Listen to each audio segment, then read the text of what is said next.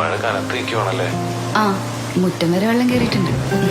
പേടിക്കണ്ട, നമ്മുടെ നാടല്ലേ, എല്ലാരും ഉണ്ടല്ലോ.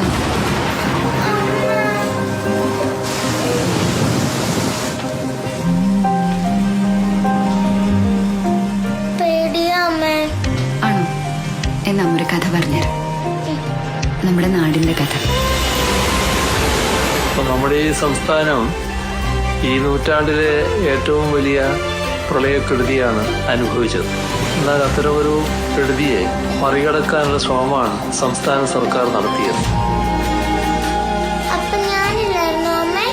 അപ്പൊ മോള് ജനിച്ചിട്ടില്ലായിരുന്നു, അത് വേറൊരു കഥയാണ്. നാട്ടിലെ ബന്ധുമിത്രാദികളുടെ കാര്യമോർത്ത് ആശങ്കപ്പെടുകയോ വിഷമിക്കുകയോ വേണ്ടതില്ല. അവരുടെ എല്ലാ ആവശ്യങ്ങളിലും കൃത്യമായി ഇടപെടാനുള്ള സംവിധാനം സംസ്ഥാനത്ത് ഒരുക്കിയിട്ടുണ്ട്.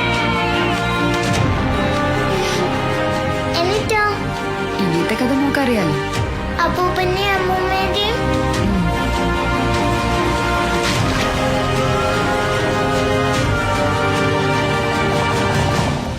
ഇത്രയൊക്കെ നമ്മൾ തരണം ചെയ്തില്ലേ, ഇതും നമ്മൾ